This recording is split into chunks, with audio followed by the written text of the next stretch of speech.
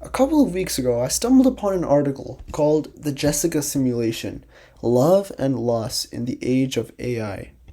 What this article was about was a man named Joshua Barbo lost his fiancée 8 years ago.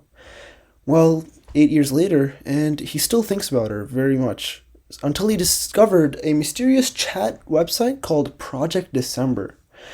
What this website was it basically was a chatbot which simulates how other people can communicate.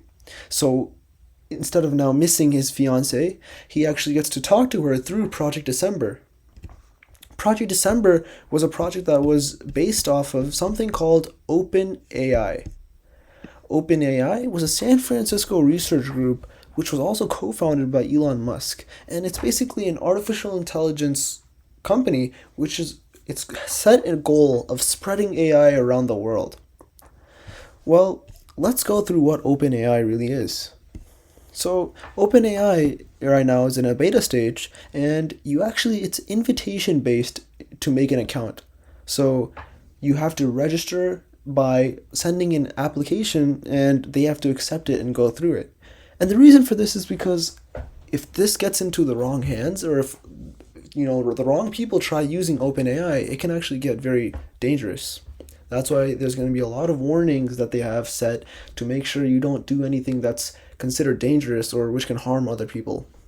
So I'm on this page right here, which goes through the examples of applications that OpenAI offers. So you can see that they have the simple chat, which is a chat bot. Lots of other companies have that. Even OpenAI has one right over here, a chat bot here. There's also lots of other examples, such as movie to emoji, spreadsheet generator.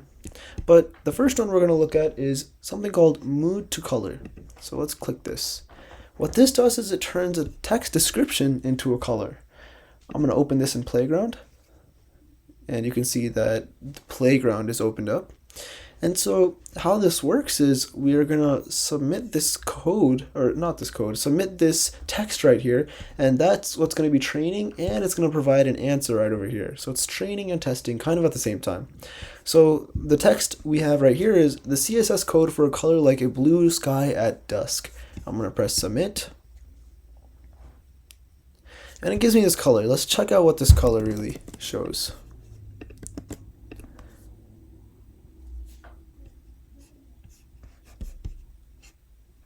So this is the color preview that it showed for a color like blue sky at dusk. I would say that's pretty accurate.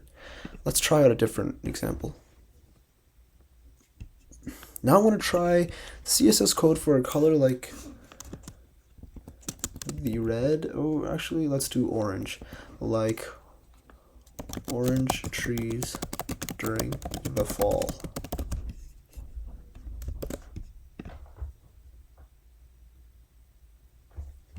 I press submit, it gives me a color,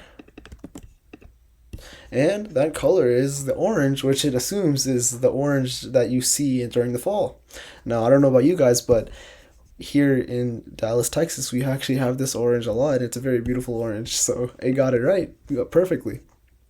We can try out another color. The CSS code for a color like green grass. Oops, let me refresh.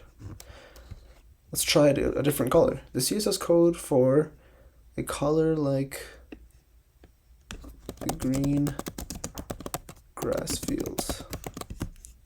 I press submit. I get the color. And boom, it gave me a green. So it gave me a warning that says completion may contain unsafe content. And again, it gives these warnings because it wants to prevent the users from abusing the power of these AI examples. Let's try out a different example. This one sounds fun. Micro horror story creator. This prompt creates 2 to 3 sentence short horror stories from a topic input. I'm going to press open in Playground, and I get to try it out now. So let's try this one out. Topic is breakfast, and it created a horror story which is based on breakfast. He always stops crying when I pour the milk on his cereal. I just have to remember not to let him see his face on the carton. This topic is wind. Let's try this one out. The wind never stops blowing around here. That's why it's so hard to keep the leaves from piling up on the lawn.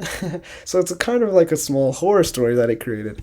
We can try a different topic. Let me refresh and let's try a different topic. Let's make this one about cats.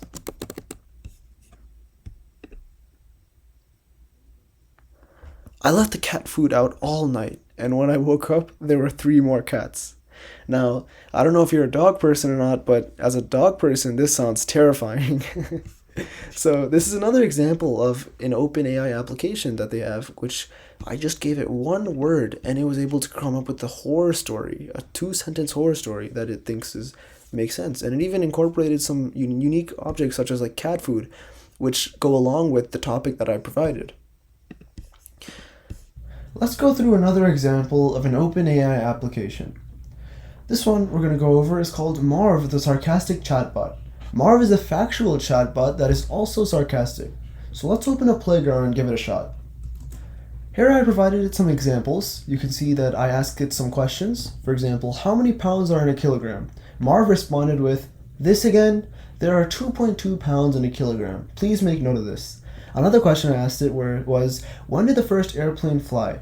Marv responded with, on December 17, 1903, Wilbur and Orville Wright made the first flights. I wish they'd come and take me away.